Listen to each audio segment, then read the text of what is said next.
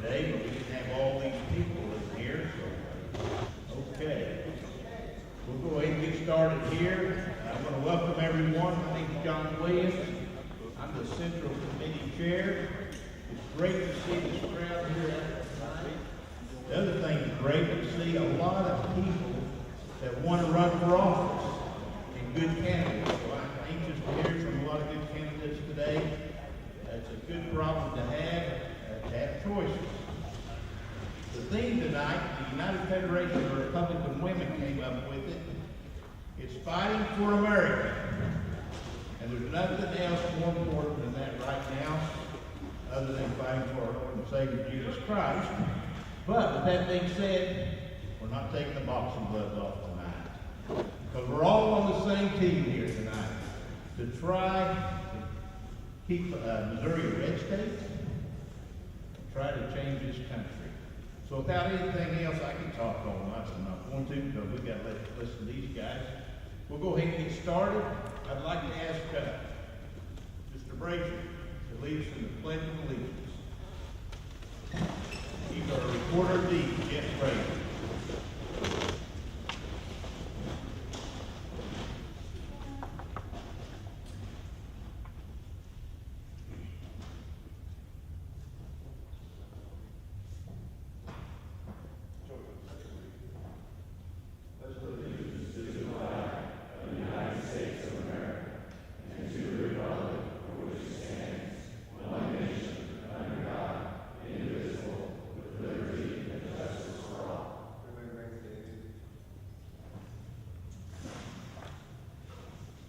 Our presiding commissioner will lead the invocation.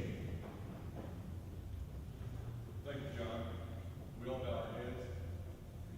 Dear Heavenly Father, we come to you here this evening with thankful hearts for your many blessings and for your Son Jesus who gave his life on the cross for our sins.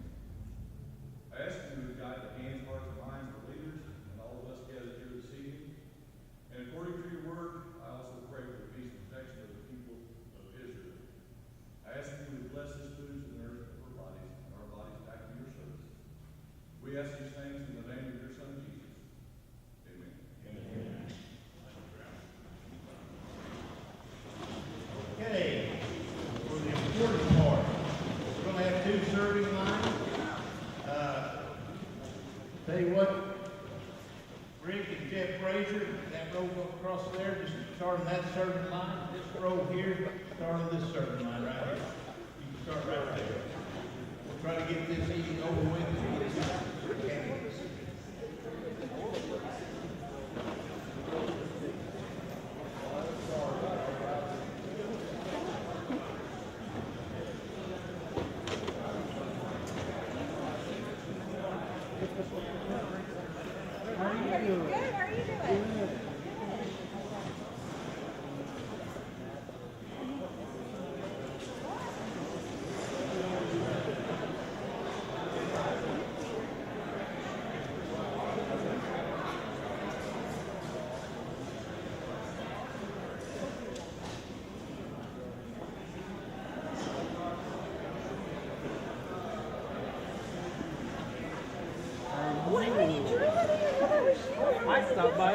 Stopped by and got contacts. I didn't even see it. I know, I retired. It's been almost a year, and I'm loving it. But I'm sorry I missed you.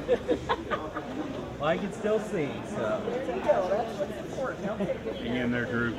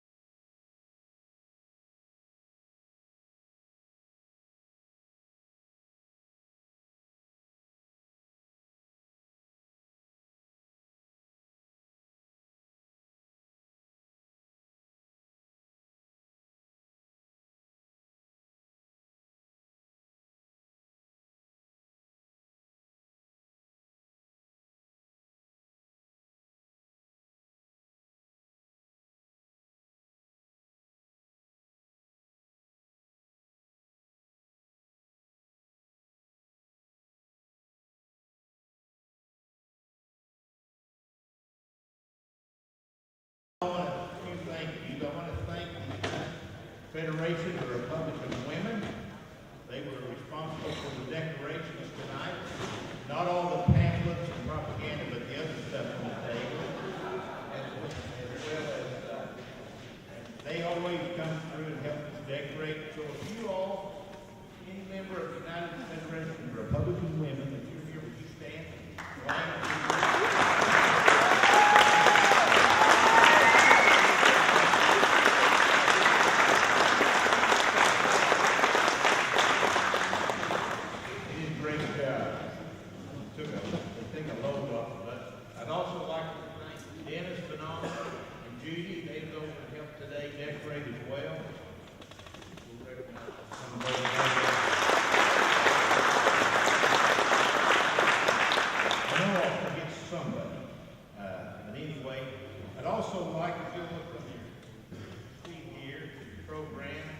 We have tonight's sponsors.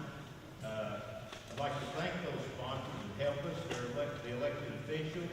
And Kelly Wagner, our county clerk, is going to come and introduce those for us. Let's go get it.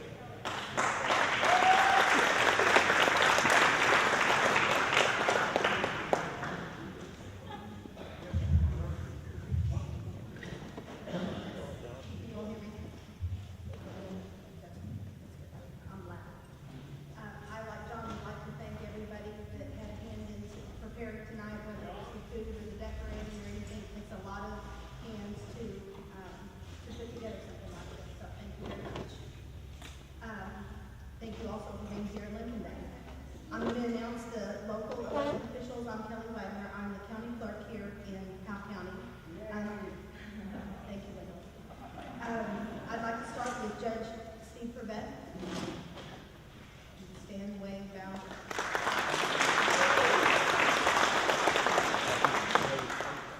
Judge David Ray.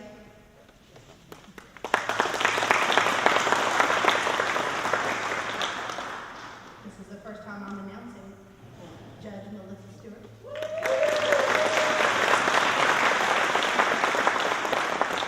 I've got Presiding Commissioner Ralph Briggs.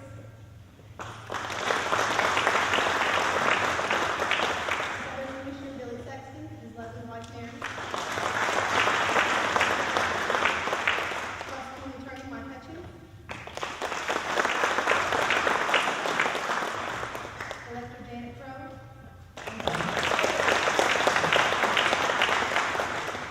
Assessor Daniel Franks.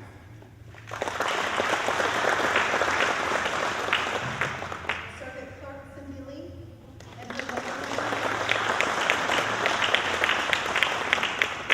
Treasurer Nancy France.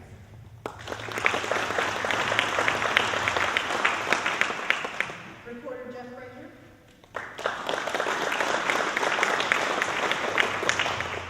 Coroner Tim Cherry and his wife Linda.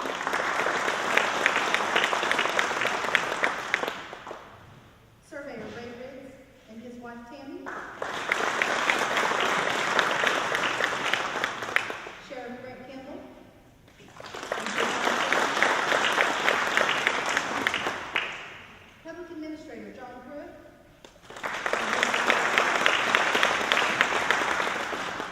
And City of West Plains Mayor. I've lost it. There he is.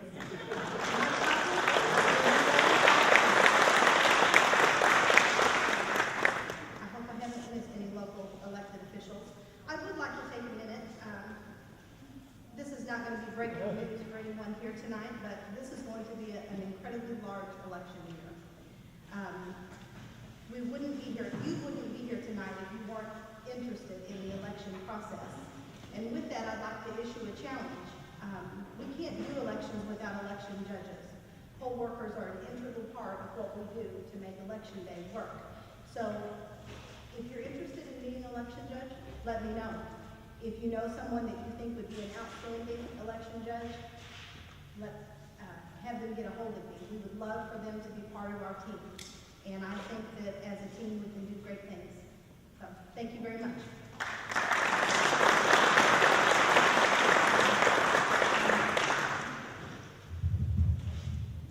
Thank you, Kelly. Okay, I would like to at this time, we're on the Central Committee, Republican Committee. committee, if you would, stand at this time.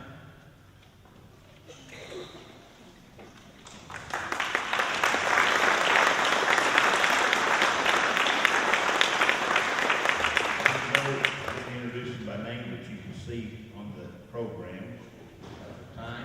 But anyway, I would like to thank this committee because they do a great job, and it's part of the political process. A lot of people don't realize that it's important to have a strong central committee. So if you're interested, run. And we do have some that I'll introduce later running this time around.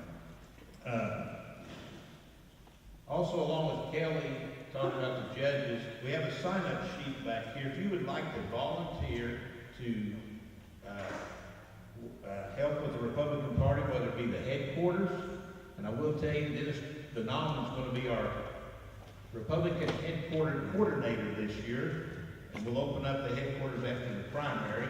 But if you'd like to volunteer to help out, just sign the sheet back there at the registration desk. We'd love to have all the volunteers we could to help. And Dennis, wave your hand, everybody knows you, but he'll be coordinating the headquarters this year. Thank you for that. Okay. So I'm going to, tonight, as we start hearing from the candidates, we are going to start with the U.S. Senate, and then we're going to go on to the congressman, and then go right on down to the governor, and right to lieutenant governor, secretary of state, treasurer, and we're going to do it by how they're on the official ballot, okay, or unofficial ballot at this time. And hopefully we can keep them to 3 to 5 minutes. Also, a little change. We're going to hear from Senator Hawley's people first, and the Billy Sexton has a prior engagement tonight. He's our auctioneer. And so we're going to stop after Senator Hawley. We're going to auction these 6 items back here. We have a cooler, Yeti Tundra cooler. We have a fire pit. We have an Ozark Wings hunt. And we have 4 Cardinal baseball tickets. And I'm missing something else. We got a hand-blown hummingbird seed. That just helps us to offset the cost of this event. And we have the Brassfield Farms. You'll all want to vote or bid on this. It's a $250 value of pork and beef package. And they've got the meat here out in the cooler. So you got to go home and barbecue tonight. Okay. So we're going to do that earlier than we usually do. And there's another reason. All you politicians need to get your checkbooks out. We need to raise some funds, okay? But first of all, I'd like to introduce Senator Hawley's Southwest Missouri coordinator, and Serinda Dudley. She's going to come and introduce his surrogate speaker.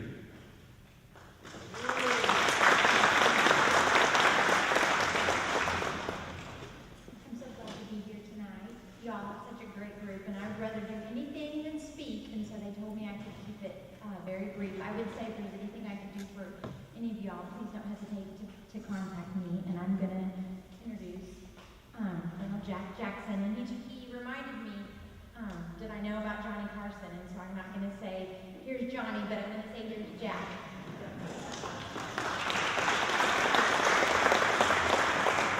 Well, thank you. And Senator Hawley sends his warmest regards. He needs you, he understands that, and he's counting on you. I was at an event earlier, and some of the folks were there, and one of the folks asked me, this doesn't count as time, Mr. Williams. Said, hey, did you win the Josh Hawley Lookalike Award? And I said, no, he's taller than me. That dog did not either. But he sends his warmest regards. He is fighting a fight that you cannot, well, you can't believe, because you're involved. I met some old friends back here, Jim and Lisa, and they have been in it, and I think Mr. Bailey's here. Wendell? And this doesn't count my time either. When I got into politics, Wendell gave me some of the best advice I've ever heard of. And he said, Jackson, quit whining if you got bad publicity. Just make sure they spell your name right. And that counts. Good to see you, sir. Senator Howell is fighting the fight for the state of Missouri, and I got to tell you, folks, they're after him.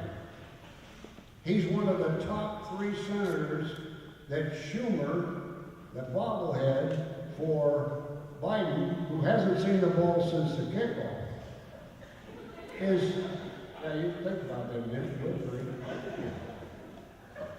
He hasn't seen, and he's fighting the fight, the conservative fight that we here in Missouri live our lives by. Let me give you an example. He's not taking any prisoners when it comes to our Social Security and our Medicaid.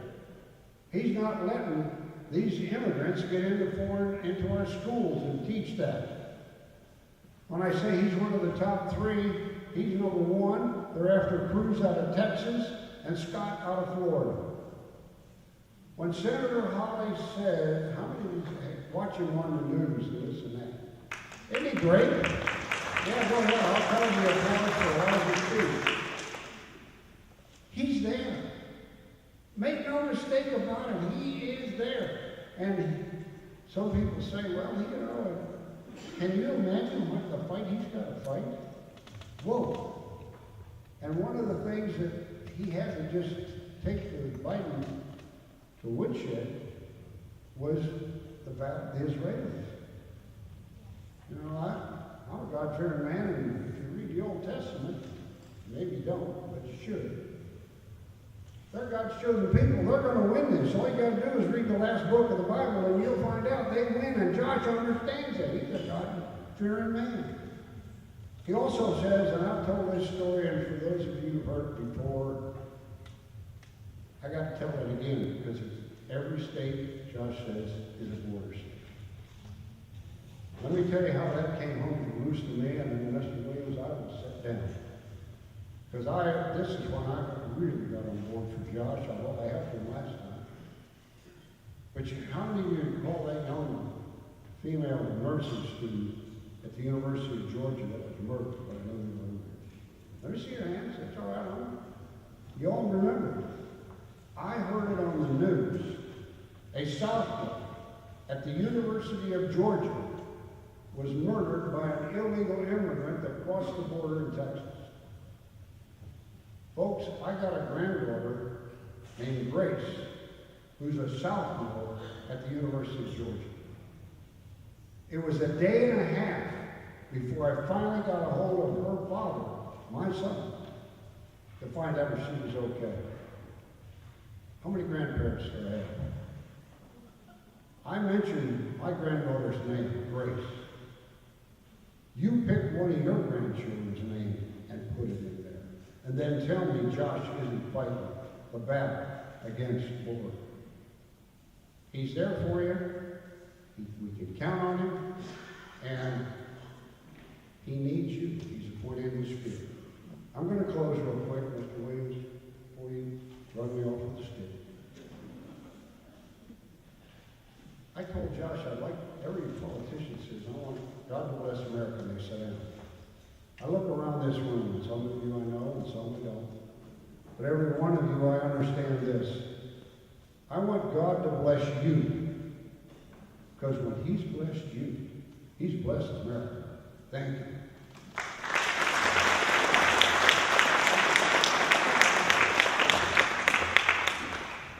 Colonel Jackson, we thank you for your service, sir. Okay, Billy, we're going to turn it over to you because we need to get this show on the road. In the past, we've had a lot more auction items. This year, we limited it because we would like, and we appreciate all the support we get from all the bidders. If you don't know Billy Sessions, he's one of the premier auctioneers in the area. And he's our Southern Commissioner. He's getting ready to retire on us. So this is his last thing here as the auctioneer. Maybe not. We may get you back. We may get you back. If Billy Sessions.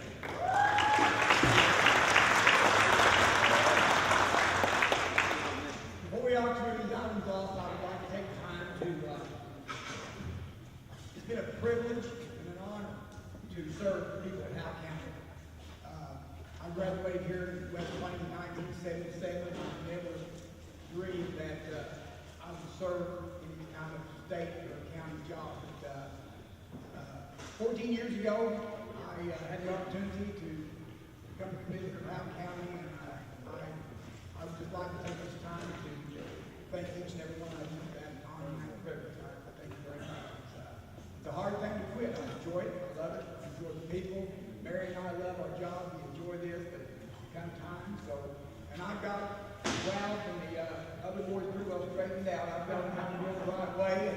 So we're in good hands. We got a great county. We're very blessed. We love each other and good times. So anyway, John, I've got 6 items.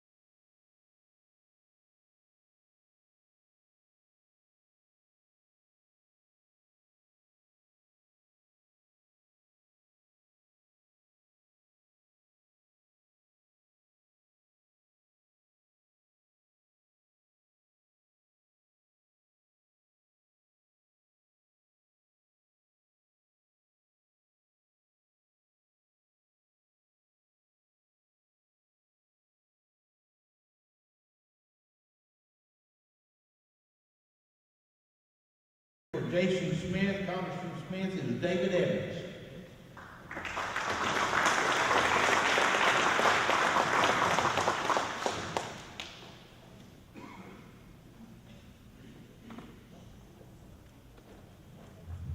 Just a quick announcement before I get to that. Got a call about an hour and a half ago. Dean Clocker's Speaker of the Missouri House is doing a tour across the state. We'll be here Monday. Where's Chester at? Somewhere at the courthouse, I'm not quite sure. But they're coming down, so if anybody wants to go down and see that, they're welcome. He's going to talk about the highlights of this year's session. It should be a pretty short speech.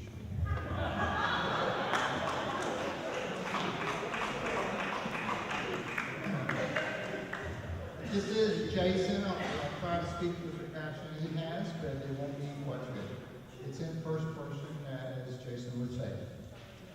Howell County, it's been such an honor to represent you in Washington, D.C. Again, I'm speaking as Jason. Last weekend, I made sure Missouri's voice was heard loud and clear in Congress. I voted against sending more aid to Ukraine, and I voted for sending Israel additional funding to make sure they have the resources both to defeat the terrorist group Hamas and the Iranians. The administration's decisions are a disaster, and the best thing we can do for America is to defeat Joe Biden in 2024.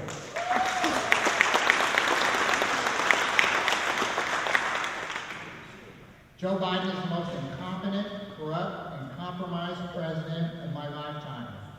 Everything he's done while I've been in office has created a crisis with open borders, reckless spending, skyrocketing inflation, and reliance on other countries for our energy. America needs Donald J. Trump back in the Oval Office.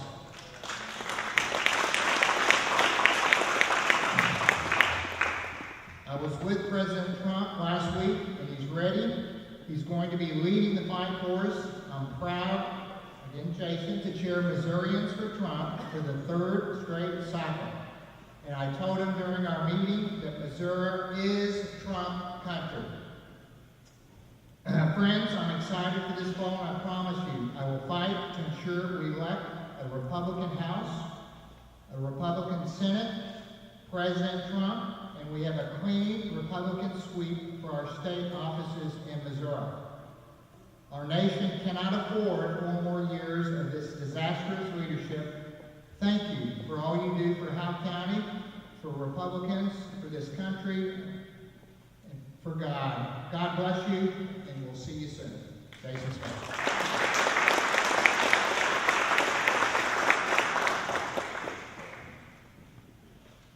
Thank you. Our next speaker for the 8th District Congressional candidate is Grant Howell.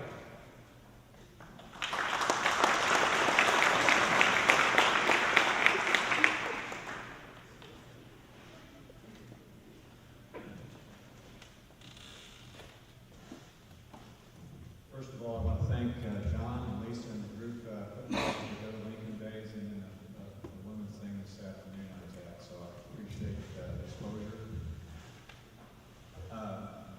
Most of you, probably all of you, do not know who I am. My name is Grant Howell. I'm running for U.S. Congress in the 8th Congressional District. As a freshman in high school, we moved from Nebraska. I was raised on a farm, and in Missouri, we continued that tradition, I guess. I graduated high school and then went to UMR, which is University of Missouri-Rolla, with an engineering degree. I taught school for a brief amount of time, chemistry and math. And then I followed up with what I was studying as an engineer. I worked nuclear power plants in different states. And from there, I bought up farm ground. I didn't enjoy the engineering as much as I thought I would. And so I liked the freedom of the farm, and so I moved back to Missouri, close to my parents. And I also small business.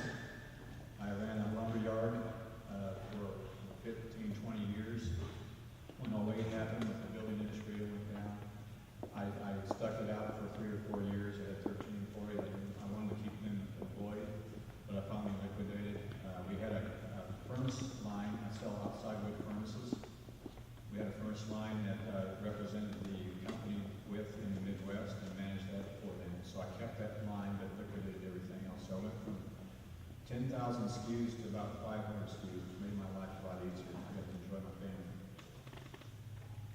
I'm a husband. I'm a wonderful wife of 35 years. I had 3 kids. They all live within a radius of 30 miles from me, and from the Salem area. I was living the dream, and that dream is starting to fade because of what's going on in the federal government. We are under attack in all different places. We got fires that it's just too numerous to even mention. But we have a problem with our finances.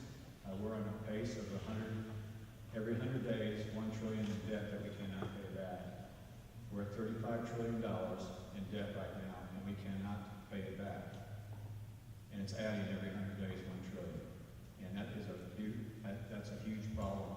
People can't wrap their mind around it. Yet we have people in the House that keep voting these spending bills. We went from pre-COVID level spending in 2019 up 40%. We're up 40%. We're talking trillions and trillions of dollars. We're up 40% from 2019 spending.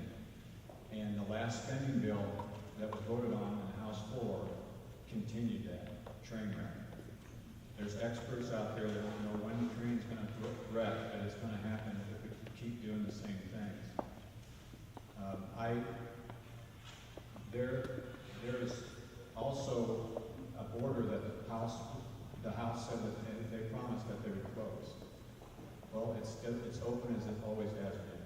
The spending bill that was voted on the floor continued to open this thing. Bottom line, that spending bill gave our supposedly president all the money that he needed to continue his programs, whether it be wokeness in the government, wokeness in the military, where we cannot get people recruited anymore because of CRT and DEI. This is a mess. We have the FBI is funded through the spending program, and it continues to fund weaponization of our free red agencies. They should be all dismantled, and new leadership should be involved in this. If I was on the floor, I would be subpoenaing these people that are not elected, and when they open their mouth and try to get around what I'm trying to ask them, I'm going to ask for proof in the documentation what they are saying and prove what they're saying, because I do not trust them. I don't trust the intelligence agency. I don't trust these FBI agencies or this FDA. This pandemic we come across, it is a pandemic.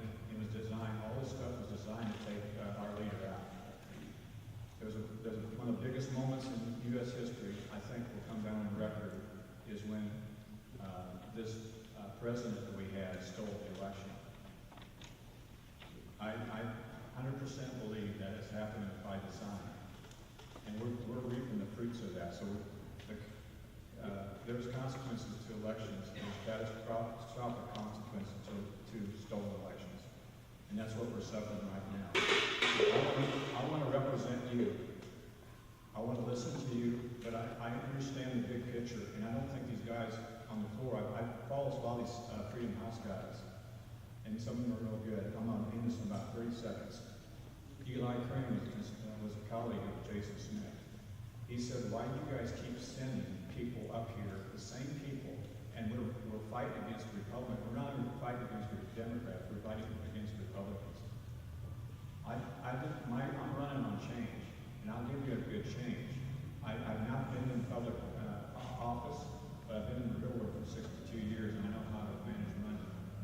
So I want to manage your money for you. I'm going to represent you court police here, and give me a chance. This card here, I give to a lot of people. If you don't have that, check it out. Check my Facebook out. Find out who I am. I don't expect you to vote for me today. Once you find out who if I'm representing you, you surely will vote for me and get the word out for me. Thank you for your time.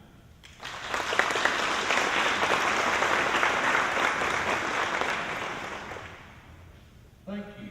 Okay, as I said before, this is all on the unofficial ballot, the way the order we're going. Next, we have Devin Daniels speaking for Bill Igo, running for governor.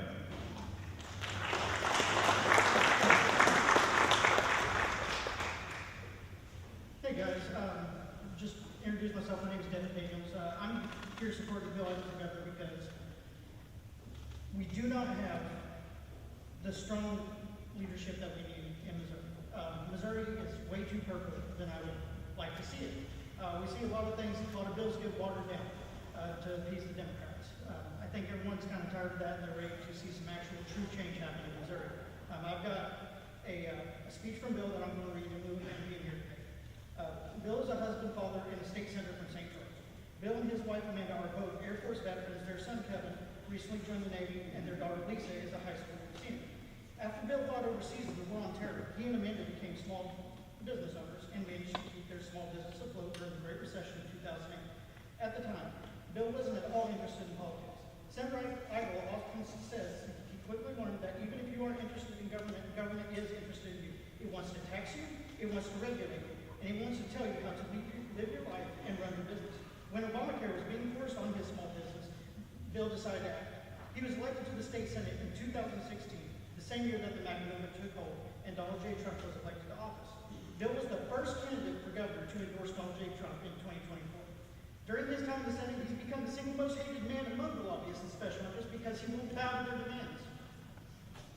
In fact, the swamp hates him so much that this year the rhinos and Senate leadership stripped him of the committee chairmanship, his parking spot, threatened to take away his office furniture, and even called for his expulsion from the Senate. He is truly a bold conservative warrior with the guts to stand up to the swamp and the spine to not back down. In Missouri, our problem isn't that we elect enough Republicans. Our problem is that we don't elect the right Republicans. We have far too many of these so-called campaign conservatives, people who campaign as conservatives and to get elected only to stab their voters in the back and govern like Democrats once in office. Because of this, Bill is a founding member of the Missouri Freedom Caucus. The Freedom Caucus exists to push the conservative policies and expose the rhinos when they betray their voters and act like Democrats. You don't have to take my word for it either. CPAC puts up a scorecard grading legislators every year on how they vote. Senator Howell is ranked as the #1 most conservative senator currently serving in Missouri Senate. What about Texas? Does anyone know who Texas governor is? Greg Abbott? How many people in Texas and Florida know who our governor is? Why is that? Because those states have old conservative governors moving their state forward. Under an Howell administration, Missouri will be leading the charge. Ron DeSantis, Greg Abbott will turn on their TVs at night to hear about the great things that Missouri is doing and wish their state could be more like Missouri. Missouri has more Republicans in our legislature than Florida and Texas do. There is no reason we can't get to that better Missouri that we actually do what we promise in campaign season. What are some of the big red things Bill Howell will do for Missouri that will make the others jealous of our state? We're going to eliminate personal property tax first and foremost. Bill Howell is the only candidate who wants to eliminate personal property tax. He is fond of saying that you shouldn't have to pay rent to the government every December for the crime of owning a car. Under an Howell administration, you will have paid your last personal property tax bill. We're going to ban all foreign ownership of Missouri land and take back Western laws. Bill is the only candidate who says that no foreign country should be able to buy any Missouri land. Missouri should be owned by Missourians or at least Americans. On immigration, 2 words: deport and detain. An Howell administration will detain and deport all the illegals flooding our state and will assist Texas in stopping the invasion at our southern border. Bill often says that if he has to buy a fleet of buses loaded up with illegals and drive a bus to the border himself, he will do it. He is looking for volunteers. After this, I'll be able to buy my truck if you guys want some after that. Bill Howell is a fierce defender of the Second Amendment and has filed a bill to outlaw any attempts to implement red flag gun seizures. Senator Howell has filed a bill to secure our elections by banning all those Joe Biden voter machines that nobody trusts and go back to hand counting paper ballots that have worked very well in Missouri for nearly 2 decades. CPAC ranks Bill as the #1 conservative senator currently serving in the Missouri Senate. He's not just saying the right things. He's got a track record to prove it. An Howell administration will defend life and finally defund Planned Parenthood.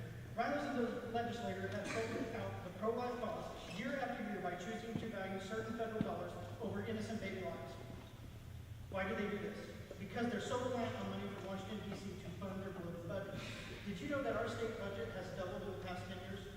Did you know that 50% of our state budget comes from the federal government?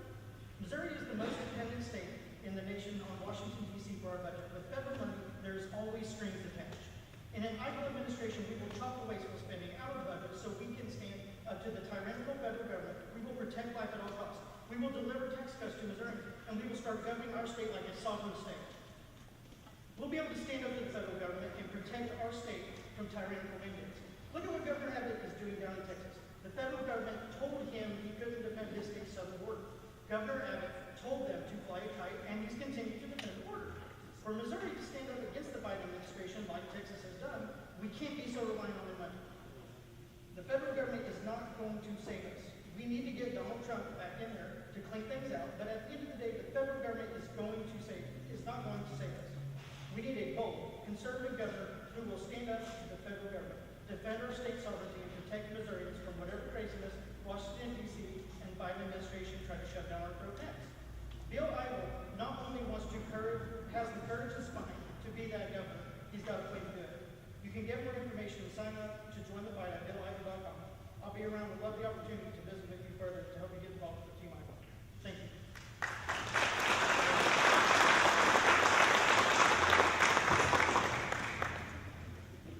Okay, next is Jay Ashcroft.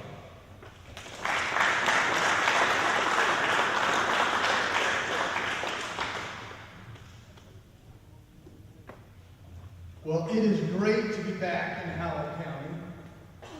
Some of you remember that when I was a little bit thinner and a little bit shorter, I lived in Howell County. My first job out of college was in Howell County. And because of that, I need to make sure that I mention the most beautiful woman that ever came out of Howell County, my wife, formerly Catherine Moore, Katie Ashcroft. I thank my in-laws for putting up with me and allowing me to be with them. Thank you for allowing me to serve as your Secretary of State for almost 8 years now. You know, it's an election year. So you're going to hear all sorts of stuff. People are going to say all sorts of stuff. We've already seen the TV ads, and frankly, most of them just aren't true. What I want to ask you to do is look at people's records. Look at what they've actually accomplished. You're going to hear people talking about securing our elections.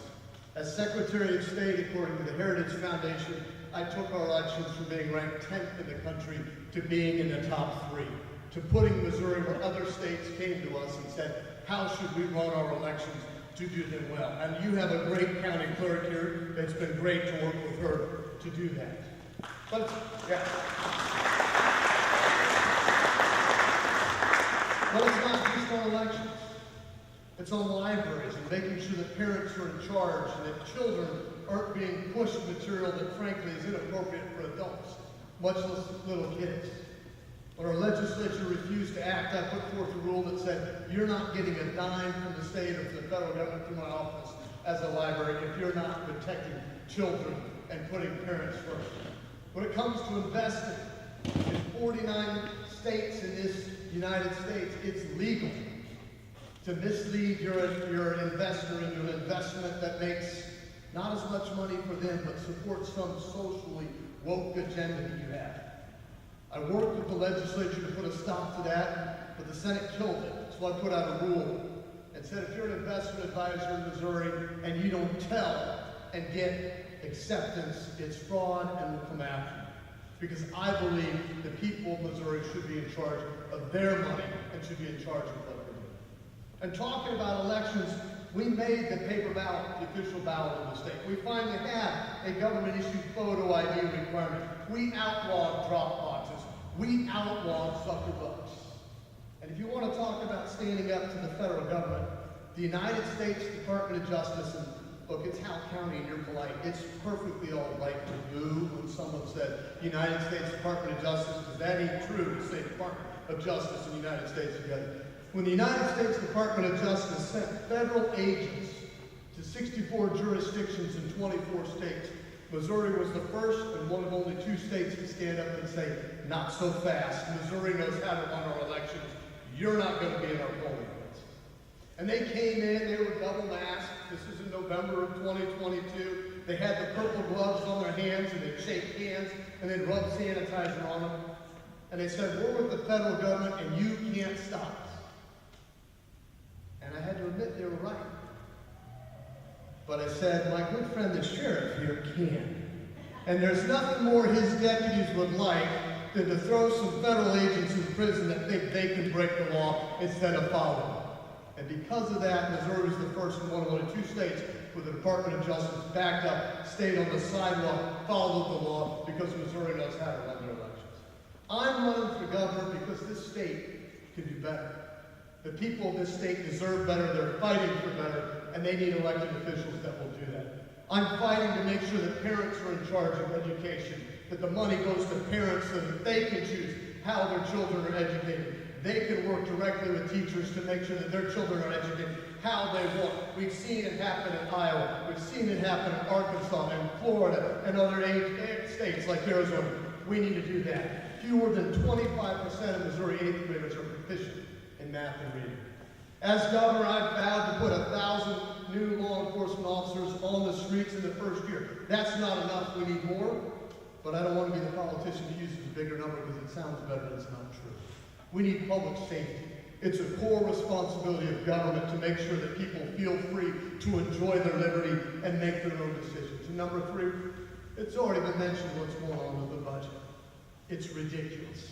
I'm the only person running for governor that has an actual plan to get rid of Missouri's state income tax. So we quit subsidizing people that don't work, we quit subsidizing illegal aliens, and we quit penalizing people that work, because you should be rewarded for your work.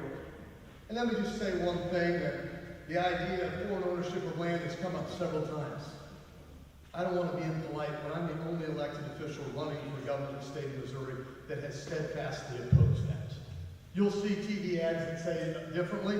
Go to my website and read the bills. The very same people saying that they stood against it voted for it. And last but not least, I think the greatest value that Republicans stand for is life. And I am humbled to be endorsed by Missouri Right to Life, not because I believe in life, but I have led on that and always will. Thank you very much, and I would like to ask you for a call.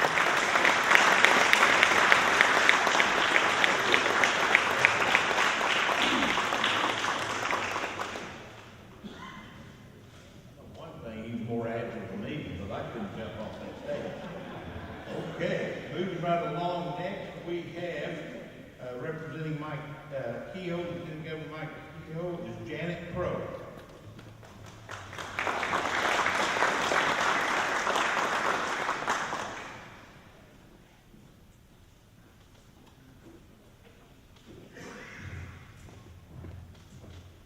Good evening. Hi, I'm Janet Crow, your Howell County Collector, and I am here on behalf of my friend Mike Kehoe. I'm so happy I'm not here running for office, so this makes it a little more relaxed that I don't have to speak about myself. Mike and Claudia give their special regards tonight because they could not be here. They had 3 different engagements today, and there was no possible way that they could get to West Point tonight, so they're certainly sorry that they couldn't make it. But they plan to get to Howell County pretty soon and see y'all. So let me read a little bit about Mike. Last month, Mike and Claudia visited our state's heroes, our Missouri State Highway Patrol troopers, serving our state and country on the U.S. border with Mexico. While on the border, Mike and Claudia saw firsthand the work our troopers do to stop illegal immigration. As governor, Mike Kehoe ensured Missouri continues to support Governor Greg Abbott in Texas. Mike believes we need to take care of our state's veterans and teachers first before we spend any money as a state on illegal immigrants. Mike also believes we need to raise penalties on those selling fentanyl to Missourians. He applauds Missouri House of Representatives who voted this week to do so. Fentanyl is the #1 killer of Missourians aged 18 to 45, and this problem all starts at our southern border. So a little bit about Mike. Mike's story is the American dream. While Mike grew up in challenging circumstances, he never let those circumstances get in the way of his dreams. Mike went from the wash rack at a car dealership to owning his own car dealership and building small businesses and employing hundreds of Missourians. Mike is a husband and a father with 4 adult children. When Mike and Claudia are not traveling the state, they can usually be found on their farm. Mike Kehoe has been endorsed by over 20 Missouri grassroots member-led organizations, including the Missouri State Troopers Association, the Fraternal Order of Police, the Missouri Farm Bureau, and nearly all major commodity groups. These member-led organizations represent over 200,000 Missourians, and their families believe Mike has the right skills to lead our state with conservative Christian family values. What Mike will do as our governor? Mike's #1 priority as our governor is to make Missouri the #1 state in the country for public safety. As governor, Mike Kehoe will always have the back of law enforcement officers and strong prosecutors. Mike also understands the necessity to get rid of George Soros-funded prosecutors across Missouri. Mike and Claudia are first-generation farmers. They understand the needs of rural Missouri and will be a voice for them as governor. This is why, as I had mentioned before, the Missouri Farm Bureau and all major commodity groups have endorsed Mike's campaign. Mike believes that Missouri must get back to the basics regarding education. While Missouri has an outstanding school districts, many are missing the mark. We must make sure that our Missouri school districts are educating our youth, not teaching the woke agenda. Mike believes that it's important that we help high school students find a career. As governor, Mike will also work to expand career and technical education options for our youth. I am supporting Mike Kehoe, and I suggest you go to MikeKehoe.com and learn more about him. Thank you.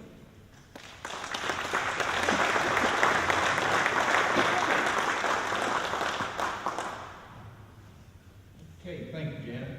Our last governor candidate, if I'm not mistaken, is Chris Wright.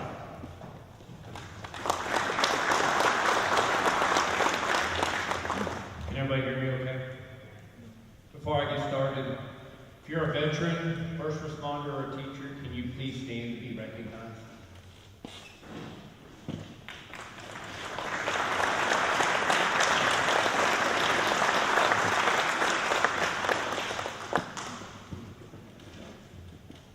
My name is Chris Wright. I come from Joplin, Missouri, and I'm running for governor. A little bit about my background, and I know you can't tell because of the beard, but I have 24 years in the military. I'm actually retiring in June, so nobody's going to tell me I'm going to shave ever again. And I know my wife won't because she loves this. Love you, baby. Got 9 years in law enforcement, 17 years as a business owner. I own a construction company, which is kind of morphed into a real estate investment company. I don't know how I did it, but I'm going to roll with it. So you're going to hear a lot of what I call campaign, candy, word salad, promises, but here's the fact of the matter. The governor, he or she, does not have all this magical power that they can do whatever they want. Most everything comes through the legislative body. So I'm going to make a promise to you. I'm going to work with the legislative body in a proactive manner, not a reactive manner, because we're very reactive right now and we're paying the piper for it. Here's a few things that I want to focus on as governor, and we've mentioned it before with some of the other candidates, and it's okay. We're all Republicans. We can have some of the same ideas, especially something as important as law enforcement, fighting crime, because here's what happens with crime. Crime goes around and consumes everything in its path, and it does not stop until it has consumed everything. And what is our first line of defense against crime? Law enforcement. We've got to support our law enforcement officers.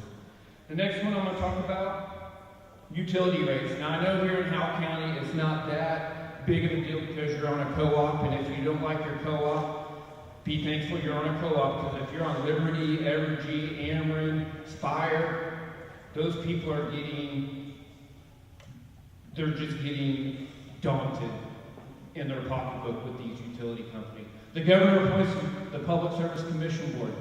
I'm going to appoint regular, everyday, hardworking people to this Public Service Commission Board, because we have people who are on single incomes, we have fixed incomes. They have to choose between food and their utility rate.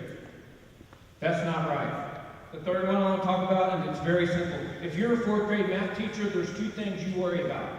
4th grade math curriculum and the safety of your students while they're with you in your classroom. All this other garbage doesn't belong in our schools. And it's like Jay said, our kids are not proficient in reading, writing, and arithmetic.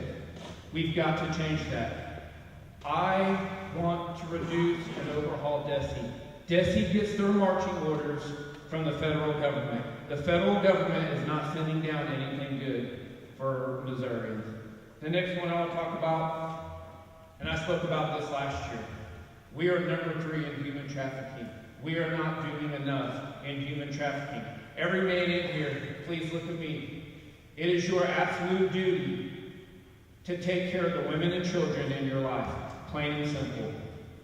Fourth one, budget reduction. I don't need to talk more about the budget. Our budget's too big. How do we feed our budget? With tax money. We're never going to get significant tax breaks as long as we're feeding a record-setting budget. This one, it continues to baffle me, but it's single subject bills only. We have a lot of good legislators trying to do a lot of good work, and they're getting trumped by these bad legislators that just want to keep tacking more and more things onto these bills. It's unconstitutional. Here's the deal. I'm not a politician, but I'm a very successful businessman. I've had a stellar military career. I owe zero favors to anybody in Jefferson City. I'm not a part of the political apparatus, as you would say. I want truth and accountability. And if you want to talk about somebody who's fought against the federal government, I'll end with this. I was part of that group that got caught up in the mandates for the COVID shot in the military. But guess what I did? By myself, without the help of anybody in my state leadership or military leadership. I told them to go pound sand. I was not going to get that. I had to do it on my own. That's the type of person I am. Right is right, wrong is wrong. The most important thing I'm going to say tonight, Jesus is King. Thank you.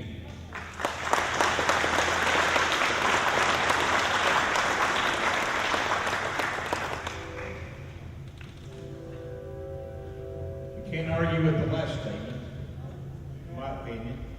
Okay, if we move on to Lieutenant Governor, we have one candidate here tonight. That would be Tim Baker.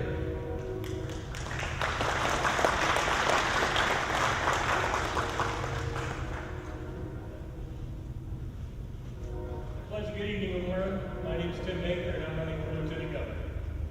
I'm a father of 4 daughters. My lovely wife is with me tonight. We're celebrating 30 years this year of marriage. This year we actually celebrated our first grandson, so I'm starting to get a little more on my side with having a few more males in the house, which is nice. They let me have one male dog. But I'm a former businessman. My late parents and I, for 48 years, ran an ice plant in Pacific, which is in Franklin County, which is where I'm from, for 48 years. So I know what it's like to pull money out of my own pocket. I know what it's like to go without a paycheck. Selling ice is a lot like farming. You pray for good weather on the weekends, you hope the holidays are good, and it's hard to sell ice in January, February, and March. So you better know how to budget. So I have a lot of experience with that. I'm a current county clerk. I've been there for 5 years. We sold our business in 2011.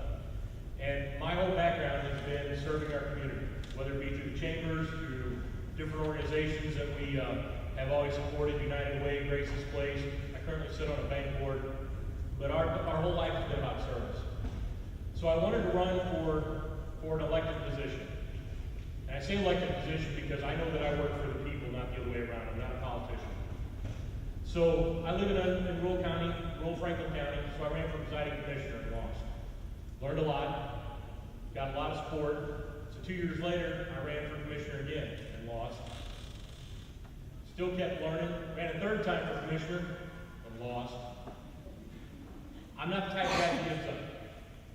So fourth time came around, I wanted to run for commissioner because I wanted to be a commissioner. Went to my wife and I said, babe, I want to run to be a commissioner. And she said no. And a good friend of mine came up to me and said, hey, why don't you run for county clerk?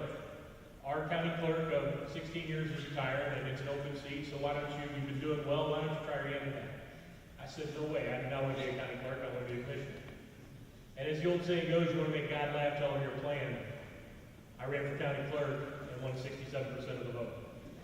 Found out that I absolutely love elections, and actually with my background in business, I've saved over $700,000 in my office in real taxpayer money by going every year to my commission starting out with a zero budget and working my way up and going with what I need but not I want.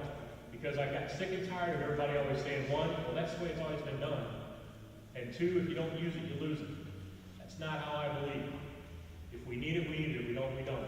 So with that, I've been able to save that kind of money. The other thing I've been able to do is I've also had a better chain of custody with our ballots, keeping our elections safe and secure.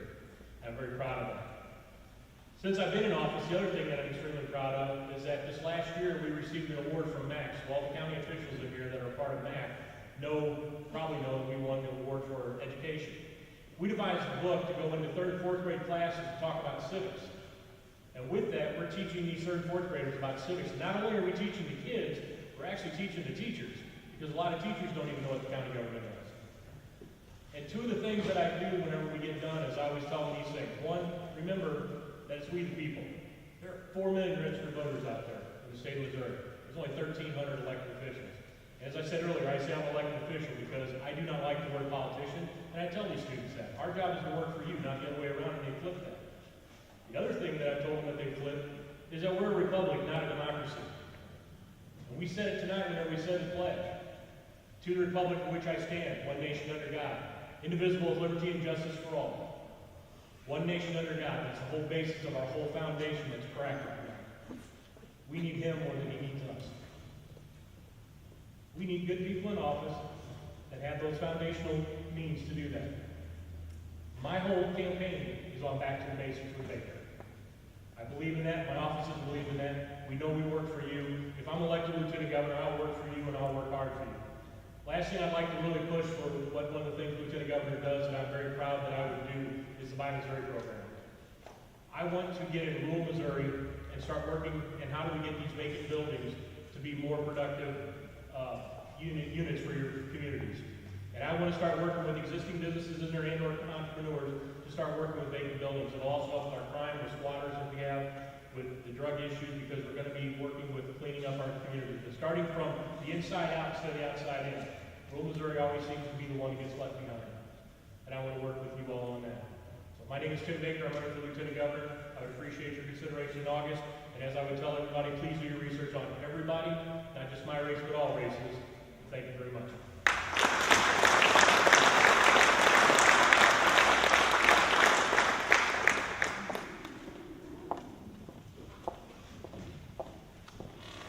Okay, we're going to move right into the Secretary of State. First on the ballot would be Valentina Gomez.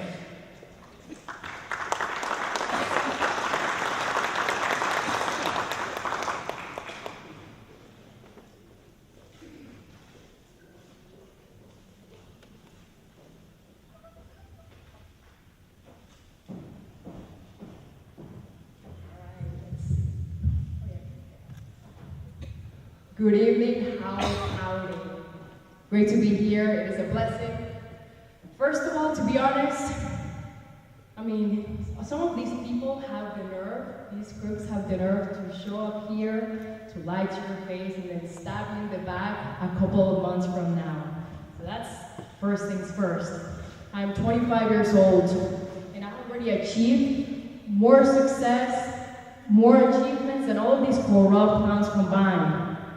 And let's talk about my endorsements. Congressman Matt Gaetz, Dr. Jordan B. Peterson, Mike Knowles, Students for Trump. And on Monday, I will be with the CEO of Turning Point, Charlie Kirk, talking about how we're going to take Missouri back from all these corrupt clowns that have sold us out to their special interests and have allowed for pedophiles and for groomers to infiltrate our schools and our libraries. I'm a former NCAA Division I college swimmer. Fluent in multiple languages, graduated college at 19, and earned my MBA in finance from Tulane University at 21, with full athletic scholarships. I am the American dream on steroids. It's true. And many of these corrupt clowns hate me because I expose their disgusting and terrible voting record. They are communist Democrats posing as Republicans. And this is not rocket science. We are abolishing the corrupt voting machines. We're doing single-day voting, paper ballots, no mail-in ballots except for our military and the disabled. And I will be defunding every single library across the state that is putting pornographic material on the shelves. Yes.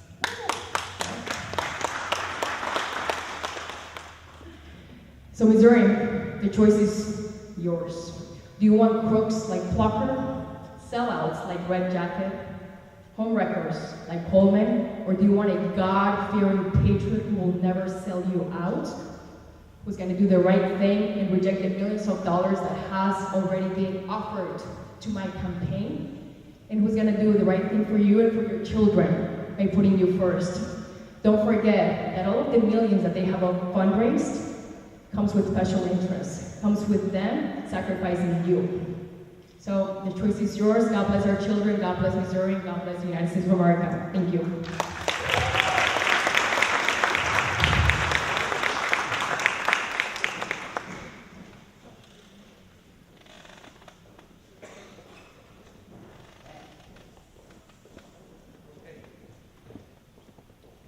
Okay, the next candidate, Secretary of State, is Shane Scholler.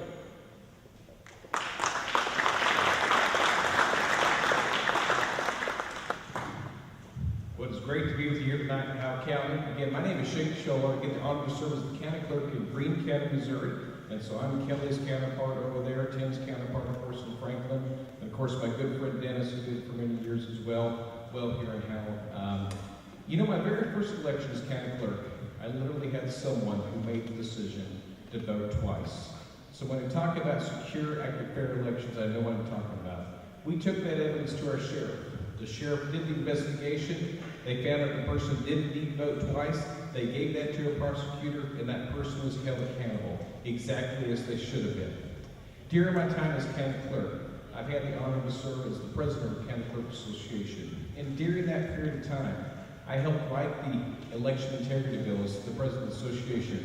And I fought to make sure we had the paper ballot, which I stood for when I was in the legislature, to make sure it was the official ballot, to make sure that the photo ID bill that I passed in the House made sure it was the actual ID we used. We got rid of those paper forms of documentation that were so easily counterfeited, so that when you show up to vote, we can't ID you with your official photo ID. And we also made sure that we acted and did not react. We got rid of the drop boxes, meaning they're not coming to our state like we saw in other states like Georgia, where we saw the issues that they had in the state of Georgia. Those were important things. But you know what I've learned as county clerk? I bet Kelly would tell you this, Dennis would tell you this, Tim would tell you this. The most important things to election, the most important thing is transparency and accountability. Everyone in this room, you're empowered to be part of the election. You know, Kelly, when you mentioned election judges, how many have served as election judges in this room? Raise your hand high. Folks, let's give them a round of applause.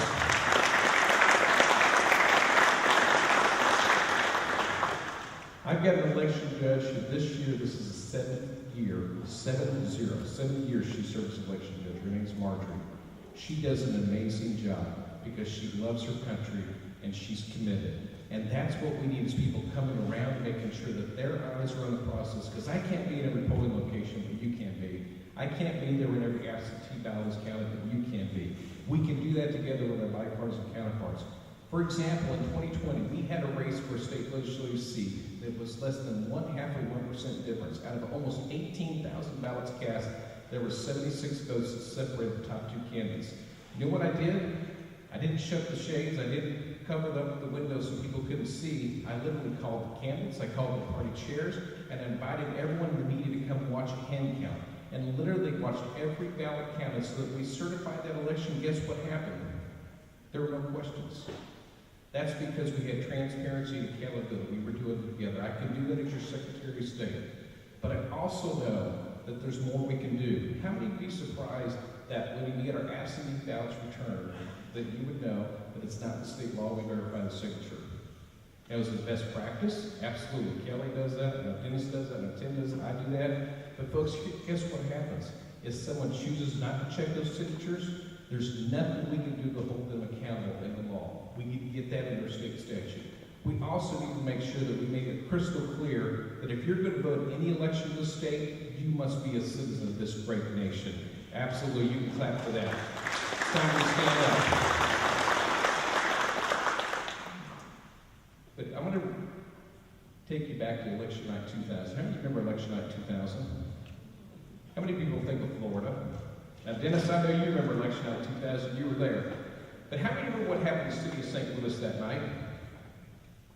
You remember they held the polls open until 10 o'clock that night? So when you stopped voting here in Howell County at 7 o'clock, they kept voting for an additional 3 hours. Well, guess what happened the night before? Congressman Bill Clay, his son Lacey Clay was running. He was at a rally, and he said at that rally, if we have to hold the polls open past 7 o'clock, we'll do it. Well, guess what? They put a petition for the court in St. Louis. They put a petition for court in Kansas City. The one in Kansas City was rejected, the one in St. Louis was upheld. And by the way, it's on behalf of a dead man, just so you know. But it was accepted, the polls were held open, but guess what happened at 6:30 that night? People were in their homes back when we had answering machines, remember those days? They began to get around of phone calls. And you know what the round of phone calls was from? Jesse Jackson, telling them that they could continue to vote past 7 o'clock. Then after 7 o'clock, guess what happened? Vice President Al Gore began to then call into people's homes, telling them they could continue to vote past 7 o'clock. Here's my point, they knew what they were doing. But here's the saddest part. How many votes did Jim Talent lose by that night? About 20,000 votes. How many votes did John Ashcroft lose by that night when he was running for the U.S. Senate? About 50,000 votes. Folks, they knew exactly what they were doing. But who was the Secretary of State that night in 2000? Her name was Becky Cook. She replaced Judy Moriarty. Governor Mel Carney had appointed Becky Cook because Judy Moriarty got to keep her in office because she let her son file 5 minutes past the filing period to run for state rep. Guess who wasn't there in the circuit court to say if the voters in Howell County have to stop voting at 7 o'clock, then the voters in the city of St. Louis will stop voting at 7 o'clock. Folks, it's more than just about the shenanigans you hear in terms of the other parts of the election. Folks, we're going to check the machines by making sure that we have testing, pre-testing, post-testing, auditing, but they understand so many more things when it comes to taking elections. That was exactly what they did election night 2000, and as your Secretary of State, I have that knowledge, I have that understanding, and I will stand up and fight for you to make sure that the rules are fair, that everything is accountable, and that it's transparent exactly as you would expect your Secretary of State to do. And that's what I've done in Greene County as a county clerk there, and I will continue to do that for your Secretary of State. I ask you to vote this August 6th. Thank you.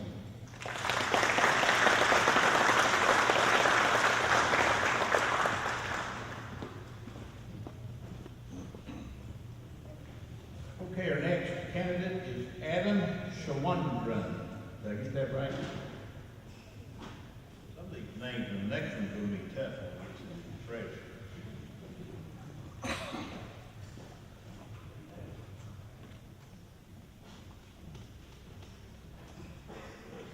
Start my timer for your consideration. How are you all doing this evening? My name's Adam Schwaldron. I'm from St. Charles, Missouri. I'm a state representative from there. I'm also a small business owner. I'm also a husband of 15 years and a father to 2 wonderful girls. You can see the look at their picture on my banner right over here. They're cute as can be. Thank God they take after their mother. So I'm running to be your next Secretary of State. And you've already heard quite a few things that we've accomplished here in Missouri. And it's been an absolute privilege while serving in the House, serving on the House Elections Committee, to be a part of working on that legislation, to require hand-marked paper ballots, to require photo IDs when you go vote, to ban mail-in ballots, to ban drop boxes, ban ballot harvesting. In this race, I have the most conservative record of anyone else, as judged by the American Conservative Union, a lifetime score of 90. My record shows that I will be the Republican, conservative enough and courageous enough to stand up for your rights, and I will do that all day, every day. When it comes to voter registration, no longer should we have bloated voting rolls filled with people long moved or dead. When my father passed away in 2011, he lived in St. Louis County. I made sure that he was removed because as a lifelong Republican, I think it would have killed him a second time had he found out he ended up voting for a Democrat. And that is why I have proposed that we have our voter registration expire at the same time as your photo ID. So when you go and renew your photo ID, you can renew your voter registration. That way, we are keeping our voter rolls clean. Cities in several states have allowed non-citizens to vote. That should not be allowed here in Missouri.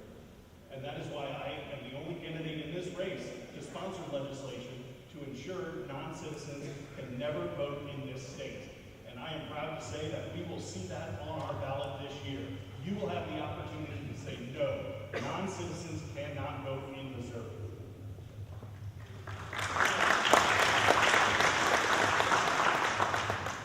A couple years ago, Nancy Pelosi and the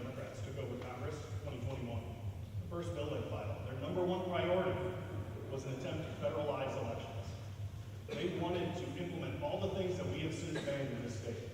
The mail-in ballots, the ballot harvesting, all of that, the drop boxes. Well, in response, I wrote legislation that would prohibit them from coming into Missouri. Missouri's elections are ours to run, and any attempt by the federal government to tell us how to do it will be met with resistance, and I will use my size 15 boot to kick them out of this state personally.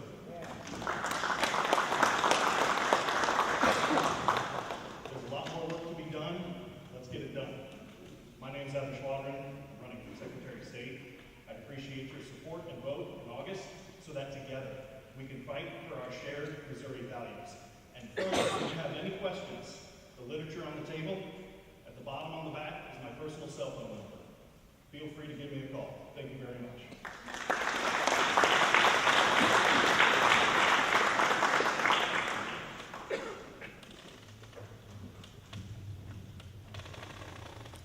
Okay, our next candidate for Secretary of State is being represented tonight. His name is Denny Hoskins, and he's been represented by Carson Wayman.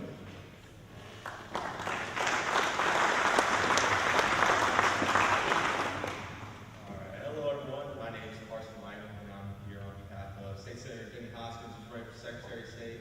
Unfortunately, he could not make it tonight. His daughter's graduating high school, or else he would have been here.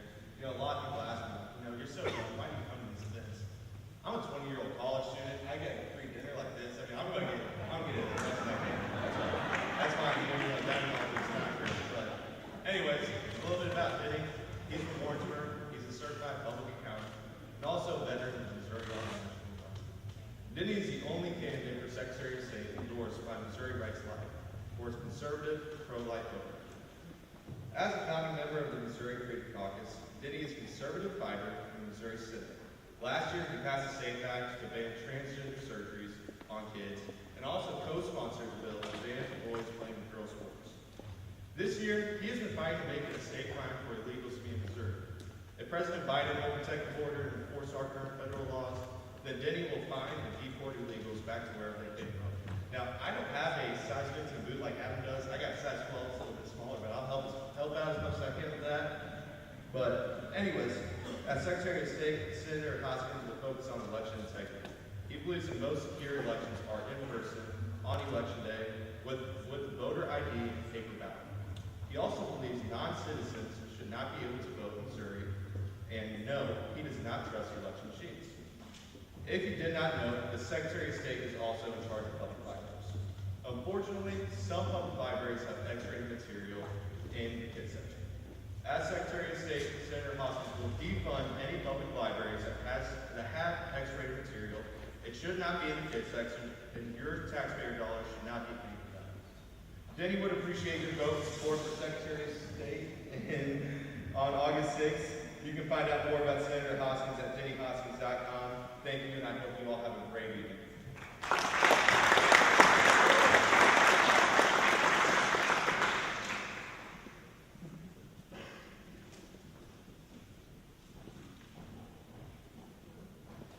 Okay.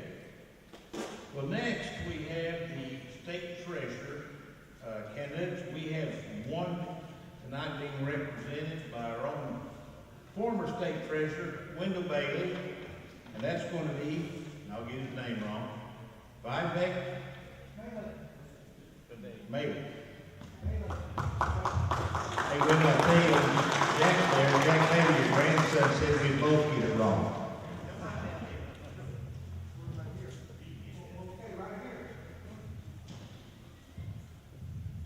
Thank you very much.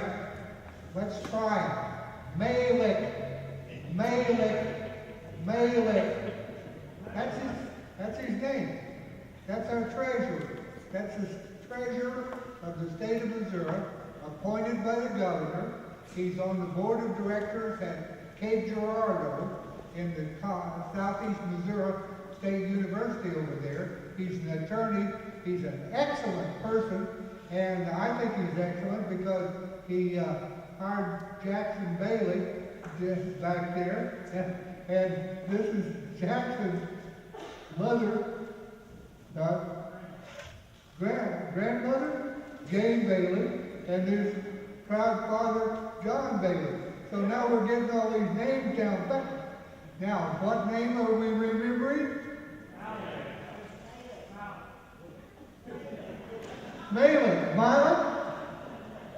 Malin? The treasurer of the state of Missouri, who came here. Travis, tell us about MOBUCs just got increased by up to $1.2 billion. Now that's for low interest loans that we call MOBUCs. This started in 1972, when interest rates were 22%. Remember those days? And we could get a MOBUC loan for 9%. I had a farmer get off his roof and come down and said, "You saved my family farm." It was a horrendous situation, and it's been expanded and moved again. Travis was just telling us about that. So then the other thing that you ought to remember is that when you get your newspaper, look for your name in it. It's called unclaimed property. Unclaimed property. And there's all those lists of all that money that doesn't belong to the state. It belongs to the people, and it's called unclaimed property, and it'll be listed in your newspaper. So those are the two things I want you to remember, and Treasurer Malin is who we're supporting. Right, Jackson? Sounds good. Okay, Jackson Bailey. Thank you, Wendell. Appreciate it. I can remember when Wendell Bailey ran for Congress, and one I'll mention. Yeah. He was on the back of a tailgate of a pickup, gave a stump speech down in Oregon County years ago. We did it. Oh. Okay. So now we're going to move into, that's a good segue, our state Senate candidates for the 33rd State Senate. The first one on the ballot will be Travis Smith.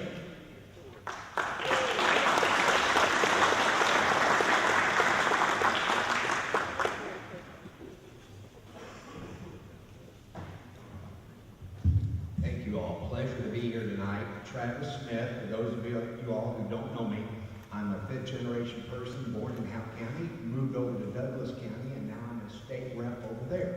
But before I came a state representative, I was also a small business owner and always involved with my community. But once I sold my small business, I wanted to take that service level to the next level and run for state rep. And as a state rep, I've done some things I'm really proud of. And number one is protect the unborn. I remember the first time I ever heard my daughter's heartbeat. And I knew that wasn't a blob. I knew that just wasn't a mass of cells. That was a human being. And my wife, we weren't married at the time, we were trying to make a decision on what to do, and I heard that heartbeat, and I knew life was very important. And I'm glad we made that decision, because that young lady today is a nun serving in inner city Kansas City. I'm proud of her. She loves the Lord like we do. 2A, Second Amendment. Citizens have the right to protect themselves. Like where I live in Douglas County, it would take 30 to 45 minutes for the sheriff to get there. That's not a knock against law enforcement. That's just the way it is. Someone asked me one time, "Do you have any ARs?" And I said, "Of course I do." And they said, "You don't need those to hunt." And I said, "I do not need those to hunt. I need those to protect myself from someone who's going after me. And the government should not be more equipped than what citizens are." I believe that from the bottom of my heart. School choice. Parents know what's best for their kids. Right now, there are 46 other states in this country that already have some form of school choice. We talk about being a show-me state. Unfortunately, that means we're asking other states to show us how to do something. I'm tired of Missouri being that last seat. We need to start being innovative. In school choice, we need to get on train and then start working on the business. Business, economic development, something I truly believe in. We have way too many rules and regulations in this state. Right now, currently, we have over 186,000 rules and regulations. We talked about maybe getting rid of 2 bills for every one we got. Folks, if we got rid of 2 bills every day, 365 days of the year for 15 years, that would only get rid of 3% of that regulation.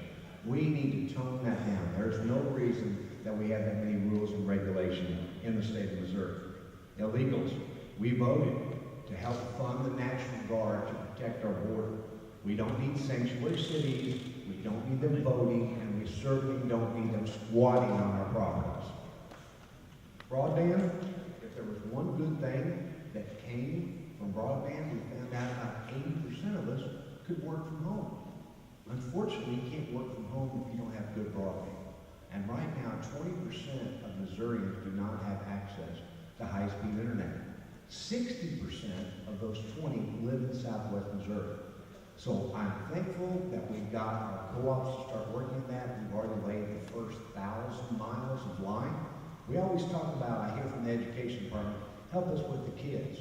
Folks, from the time a kid starts kindergarten till the time they graduate high school, the local, county, state, and federal government have invested about $600,000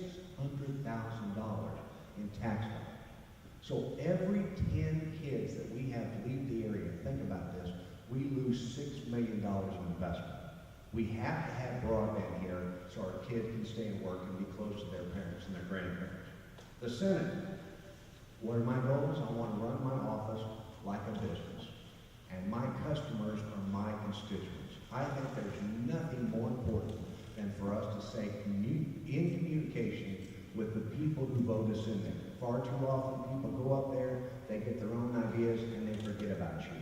I have done an excellent job, I feel, in my heart, not only talking to my constituents, also talking to elected officials. I see Herman over there tonight.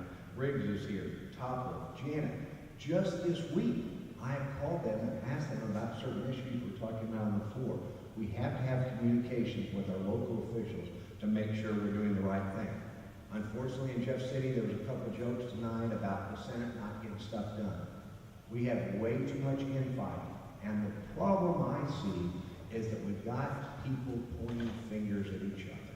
And one thing I learned from Joe Bill Dixon was, don't tell me about the problem, tell me what the solution is. And we constantly use the word that we've got to be in a compromise with each other. If you're compromised in a compromising position, that is not where you want to be. We need to get to a state where we cooperate with each other. That is super important with me because I want to move this state forward into a great direction, and I would certainly appreciate your vote August 6th for State Senate in the 33rd District. Thank you, and God bless Missouri.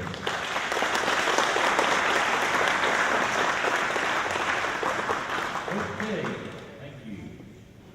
Our next candidate is for State Senate for District 33, Brad Hudson.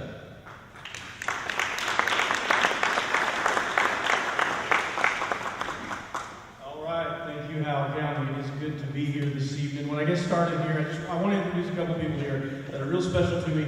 There's a lady back there wearing a Brad Hudson t-shirt that's going to be taking some pictures. That is my wife, and if she puts up with me until November, it'll be 25 years. So give her a round of applause for that. We've got our son Daniel here with us. Our daughter could not be here, and I'm glad to have my wife and son here, and I appreciate their support and everything they mean to me. So I am running for State Senate. I am Brad Hudson. I was raised on a farm. I grew up fixing fence, hauling hay, working cattle. I accepted the call to preach and teach the gospel of Jesus Christ in 2005, and I have been ever since. I'm a pastor. I know that our rights do not come from government. Our rights come from God. It's the elected official's responsibility to acknowledge and protect those God-given rights. The first of which is the right to life. I have pushed and helped pass bold pro-life legislation in Jefferson City. I have co-sponsored legislation to keep your tax dollars from going to abortion providers. I have been leading the charge to protect our Constitution from partial birth abortion, and I am the one and only candidate for Missouri State Senate District 33 that is endorsed by Missouri Right to Life.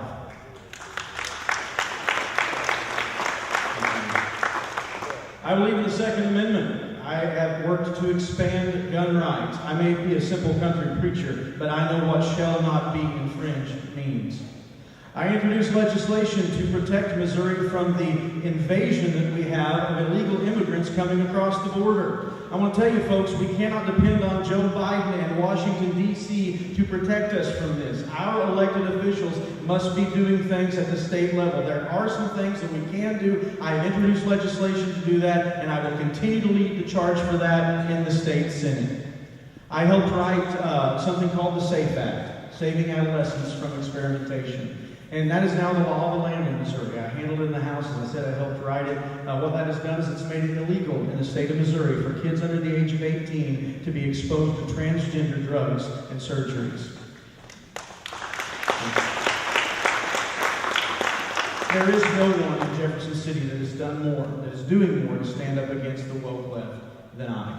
During the fight to pass the SAFE Act, I was called into an office on the 3rd floor of the Capitol, and I was told words to this effect: "You are the most hated Republican by the Democrats in the House right now." I looked back at the gentleman that said that, and I said, well, that must mean I'm doing something right then. Folks, we are living in a day and an age when this is not merely a political battle. We are fighting a spiritual battle. There is a spiritual battle going on. We've got folks that are calling good evil and evil good. And we need elected officials that are willing to dig in their heels and refuse to compromise when it comes to our God, our platform, and our values. I have proven that I will do that in the State House, and I will do it in the State Senate. When some of my colleagues voted with Democrats to enact the most an unconstitutional tax increase, the likes of which this state had never seen, I refused to go along with it. I opposed it, and I worked later to try and repeal it. I have been awarded the distinction once again of conservative excellence from the CPAC folks. Now you might be looking at me and saying, all right, we get it, Representative. We get it, Pastor. You're a conservative. But can you get stuff done? Well, I'm glad you asked that question. I have worked with folks on the Missouri Tourism Commission to help West Plains get over $54,000 for the Eclipse festival that took place not too long ago. I have worked with individuals to get more money for Howell County because of the work that I have done on the Budget Committee. I got a whole lot of bills hanging on my wall in Jefferson City, 207A. I'd love for you to come by sometime. I might be on a campaign trail because we're not in session right now. But if we ever get the chance, I'd love to show you that. One of those bills went from the House to the Senate to the governor's desk without being amended. Not one change was made to that. Imagine that. A single subject bill that looked the very same the day the governor signed it as it did the day I introduced it. Stuff like that doesn't happen if you can't get stuff done. I have proven you can hold to conservative principles and be an effective legislator. I have done it in the House, I'll do it in the Senate, but I need your help to get there. My name is Brad Hudson. I covet your prayers, and I would appreciate your vote. God bless you all.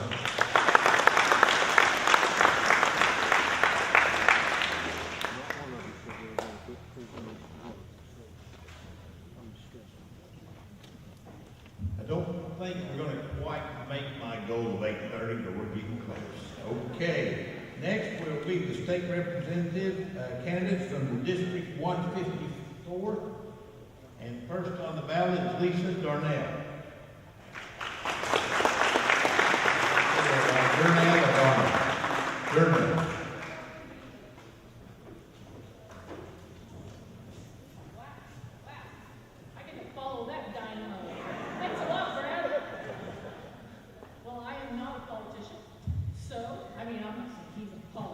But I am going to use a few notes.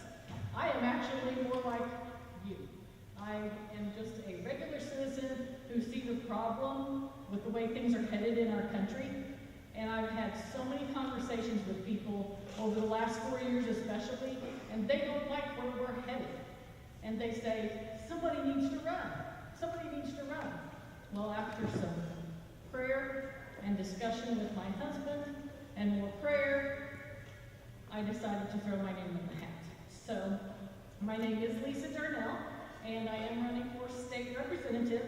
I am an unapologetic Christian conservative, and I'm a lifelong resident of South Central Missouri.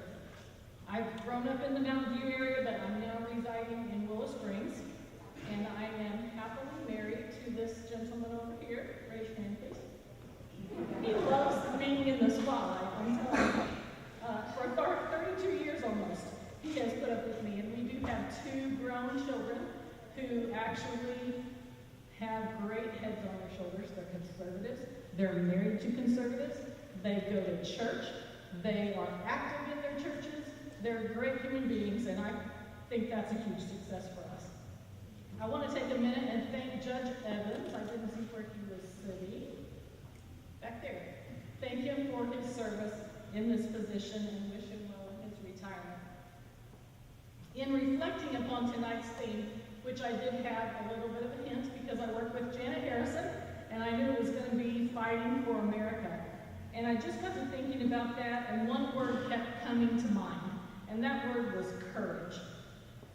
I saw a quote recently that said, "The secret to happiness is freedom, and the secret to freedom is courage."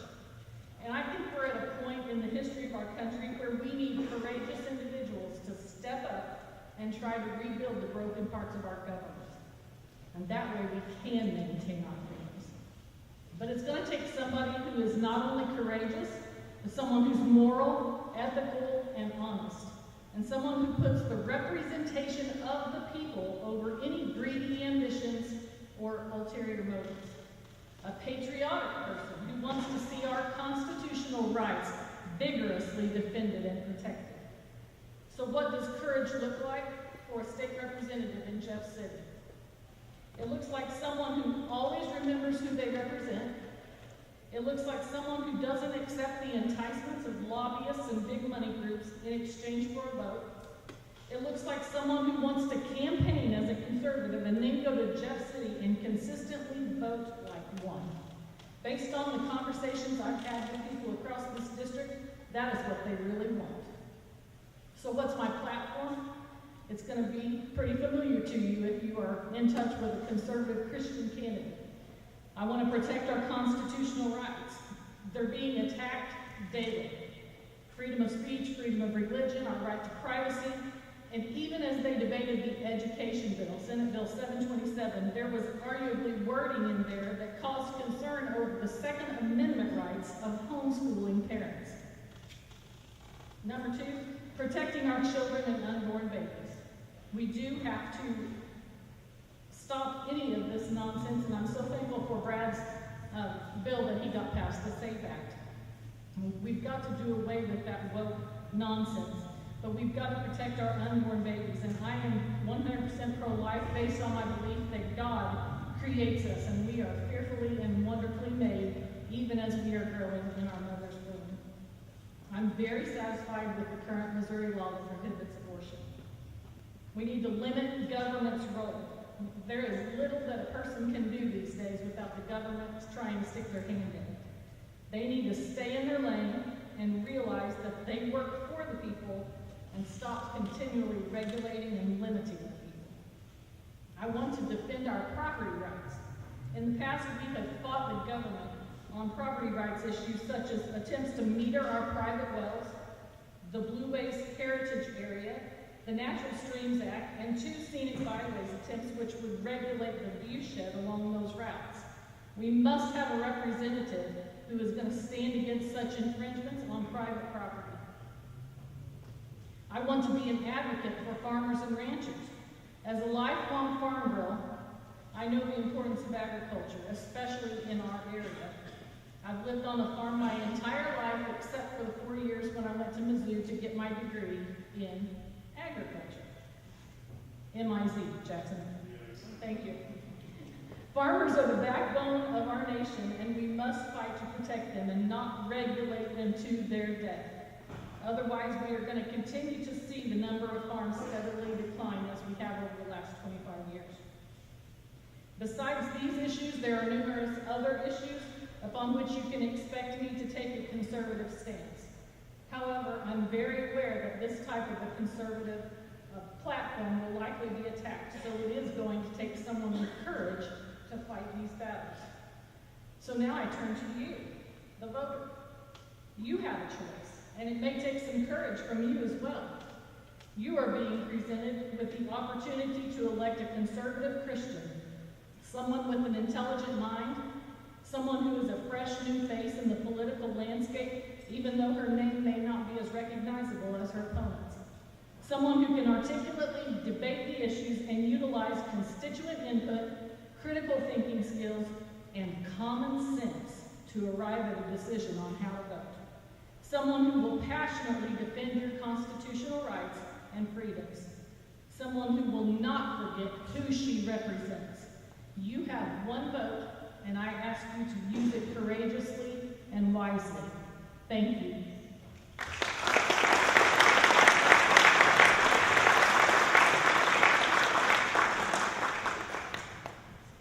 Our next state representative candidate would be Larry Lindemann. I'm not sure Larry supports his president. I don't know.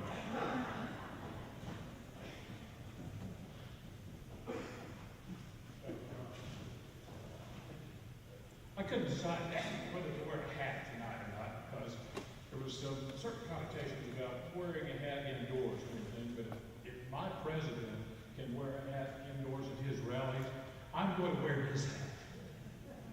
I've received several compliments on this hat. This hat said, Jesus is my Savior, Trump is my president.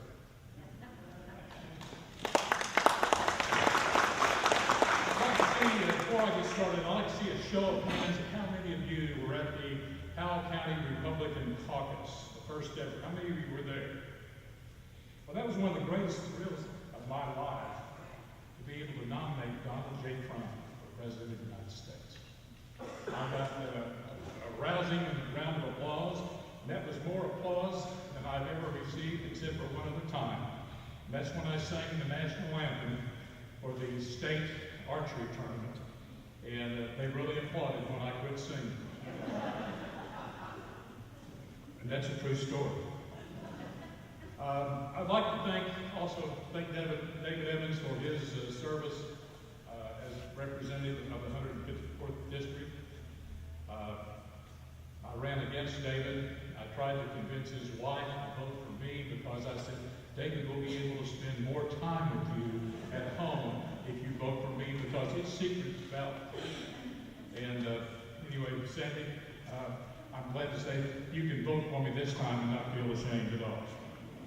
I'd also like to acknowledge Wendell Bailey, who spoke earlier today. I first met Wendell when I owned a service station that's now the parking lot of this facility.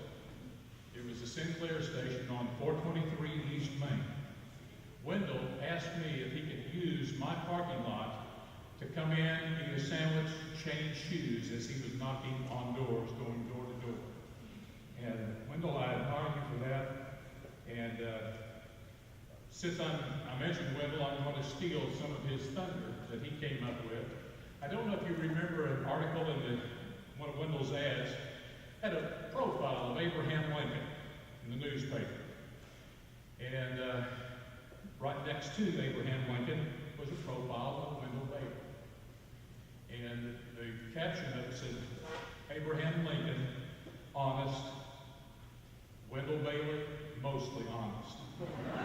So I'm going to steal that line and try to get that to apply to me. I am a proud father of 2 biological sons, and I've got a bunch of stepsons, 2 of which I raised from the ages of 2 and 5, and I recently gained 3 all at once about 5 years ago. And I'm going to get in trouble for this, but I'm a big boy, and I think I can handle it. But my wife, just a little over 5 years now, about 5.5 years, sang at my first wedding 56 years ago, right across the street. And we both sang at the last one. She is, I had to put it on tape because there was no way I could get through it with singing the songs that we did. And I'm very happy to announce that Wendell and his lovely wife Jane were in attendance at that wedding. And Wendell and Jane being a lot too. So anyway, thank you, Wendell and Jane, for being there. My wife, I mentioned her. I'd like to acknowledge her and have her stand. She has been the organist, again across the street, at the Episcopal Church for 38 years.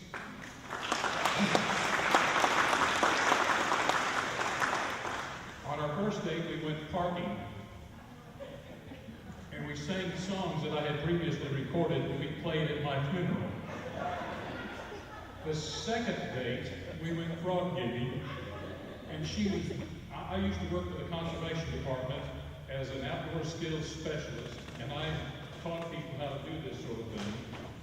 And she is the only person that on her very first attempt to stab a frog, she got one with a gig on the first attempt. So it was love at first sight, or second sight, excuse me.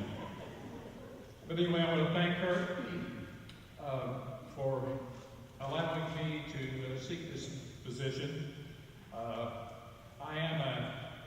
Consider myself a Christian conservative. I'm a member of the Washington Avenue Church of Christ, where I do serve as a song leader. I've even taken the pulpit a time or two, but I get really emotional and don't thump the podium loud enough, I guess. But anyway, I have the Christian conservative values ingrained in me since childhood. Became a Christian at the age of 12. I was born and raised here in Howell County. I only lived in two other counties. First year at teaching school, I lived in McLean County, and then I also managed a campground and canoe rental, Sunburst Ranch, over in Ozark County. So, born and raised in this area, grew up here. I attended college here when it was the West Plains Residence Center. Went to college at night. I worked all day at the International Shoe Company. Attending college at night, and I graduated high school in '67, graduated college in 1971. My most famous student, I will take credit for what a professional golfer became. Payne Stewart was in my 7th grade science class at Greenwood Lab School in Springfield, Missouri. So I helped make Payne what he became. I majored in biology, minored in chemistry. I taught high school science classes for 23 and a half years. And I will use that biology degree. If elected, I will support and generate, sponsor and co-sponsor any legislation that will have to do with genetics. I know a little bit about sex chromosomes. And these people, these individuals that want to participate, put on some lipstick and some eyeshadow, maybe inject a few hormones, even be able to convince a plastic surgeon to remove the original factory parts. Sports fans, if you possess a Y chromosome, you have no business participating in women's sports.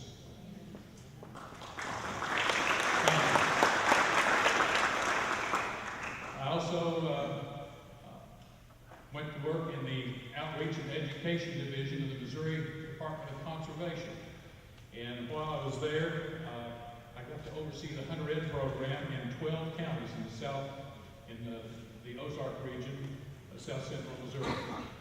I have 39 years experience of teaching hunter education. I'm very proud of that. I'm a life member of the National Rifle Association, so I'm very pro-gun. I'm also pro-life. One of the things that I think creates a problem in our schools today is the accessibility of synthetic marijuana, K2 and Delta 8. We need to curtail this availability and make it more difficult for these folks to obtain those drugs. I'd like to say one other thing. I'm not actively soliciting donations. I'm not stupid, I will accept your money. But I'm not actively soliciting your dollars. It's not your money I want, it's your vote, because I want to represent you in Jefferson City. Thank you, Larry Linden.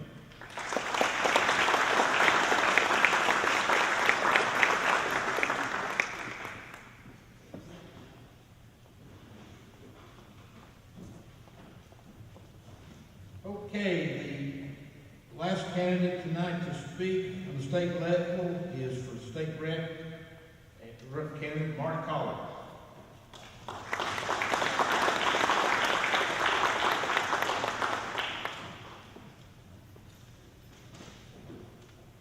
sure I'm the last one, so I'm sure you've all been anxiously waiting to hear what I've got to say tonight. On the edge of your seat. It's good to have a good crowd we've had here tonight. Wow, what, everything has been said. Everything's been said that can be said. I am Mark Collins, and many of you know me as my former life as a county commissioner. I fought for you, I fought for your rights, I fought for Howell County, and that is why I want to go up to Jeff City. Because me and other commissioners, over the years, I was president of the County Commissioners Association and held various offices, and we did a lot of legwork in the state capitol. And we found out that a lot of the reps that were elected knew nothing of county government and rural areas. And frankly, didn't care. You know, it was low, way down on their totem pole. But try to educate them on the behalf of the counties and try to keep from getting unfunded mandates passed down to us. It's something that I think that needs to be brought to Jeff City's attention. We have several county candidates and that's running for state rep. They've either been a past commissioner or held some office. And there have been several representatives come down to the county level after they got turned out. But we're looking to move county representation up and already have them educated in what it takes to help the counties. I know my wife couldn't come with me tonight, so I brought county rep from Herman Kelly from Shannon County, and he's probably the first elected Republican out of Shannon County. So need to give him a hand for that after 36 years ago.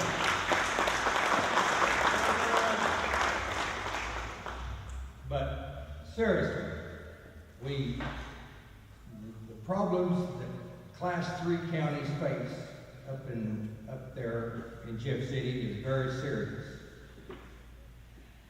So we need representation that will have a heads up on what's going on. A couple other things that I'd like to think that Howell County needs to help out with is I would like to see the expansion of 63 Highway. I know the state level won't have much to do it, but we'd like to have a 4-lane, at least to the Arkansas line, at least from Rolla down to the Arkansas line, for safety reasons and for economic reasons. It would help all of central Missouri, southwest Missouri, but it's something that I and a lot of the other counties have worked on for years to try to get it done. And it would be nice if we could go all the way to the state line and have a central corridor, 4-lane corridor from Iowa all the way to Arkansas.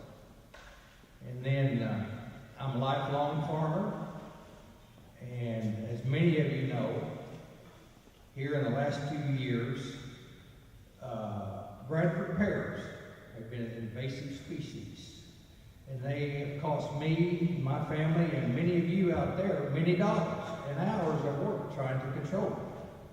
And I think there needs to be some kind of legislation, and there has been some passed, or some tried to get passed this year, but it was shot down by urban votes that to control this, and specifically the Bradford pear. There's only 5 states in the union that have laws against it in introducing it into the county. Nothing you can do what's here now probably, but just keep them from being introduced.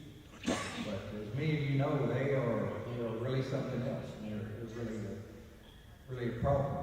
And I'd like to thank David Evans for his success in the past 6 years. One of the bills that he helped get passed, I talked to him about, and that was with, when I was getting close to being Social Security age, I got to do a little research, and I found out we were one of 11 or 12 states to still pay taxes on Social Security. And I mentioned it to David, and he didn't know it. At that time, he said he couldn't do anything about the concession, but he didn't, but he indirectly talked with some other representatives, and they got a bill passed now to where we don't, our Social Security is not taxed in the state of Missouri.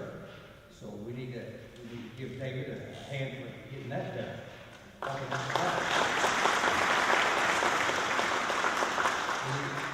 My beliefs are the same as 95% of everybody here in this room, I'm sure.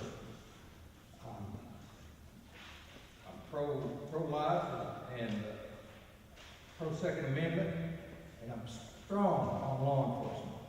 Crime is the fastest growing. When I was commissioner in the county, that was the fastest growing segment of the county, was crime. And you just need to get tougher on it. What the answer is, I don't know, but I would sure be willing to try to find out.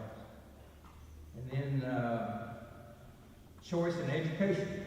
That's another big topic that's come up. And I'd like to do some more research on it. Here we already have, at the high school level, we already have choice. Whenever kids from Howell Valley or Richards or somewhere graduate, they can move on to any other of the high schools in the area. But at the lower level, you don't. But there's a lot more to the choice, school choice, than just the high school level. So it's definitely needs to be looked at. Like I said, there's several states that already have it, and education is very, very big. If you kids don't have a good foundation and good education, then they're lost. Just like your house. If you don't start with a good foundation, your house will never be right. So come August 6th, I would appreciate your consideration to be your next state representative, to represent you in Howell County up there in Jeff City. Thank you.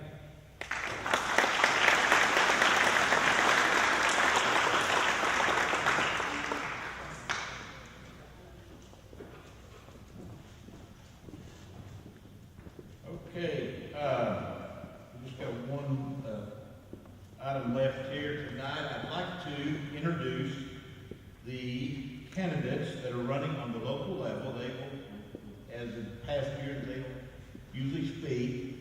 First off, running for sheriff, we have Matt Roberts.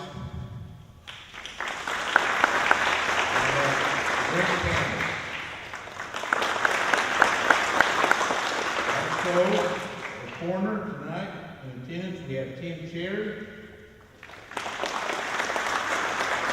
Tim was here. And we have Dr. Gary DeShazo.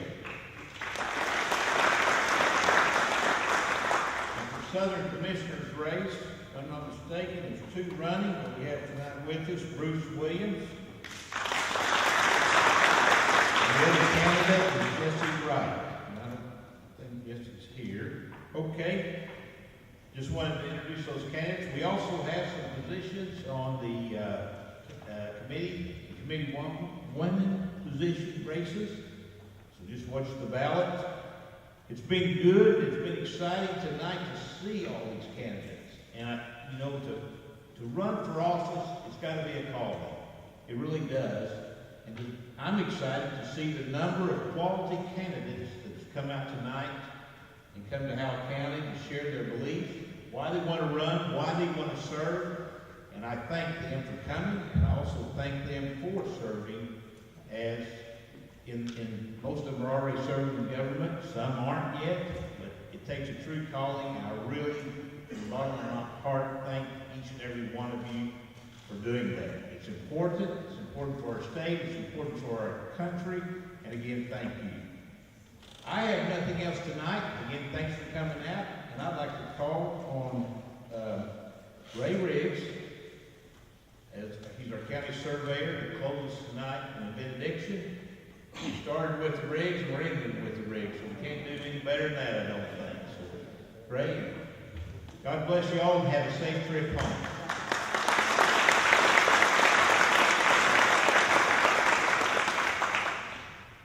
Could we all bow our heads for prayer? Father, we thank you that we live in a nation where we have this privilege of coming into a place without fear of reprisal, to express our views, and just the freedom that we have in this republic. We thank you for that, Father. And we know that we all have our will. We have what we want. We all have listened tonight to these women speak. Father, what we want most of all is for your will to be done on earth as it is in heaven. And we're asking tonight that you would do that in this upcoming election. We realize the gravity of it, but we're asking that your will would be done. And as we go from this place tonight, I pray for the protection of all those here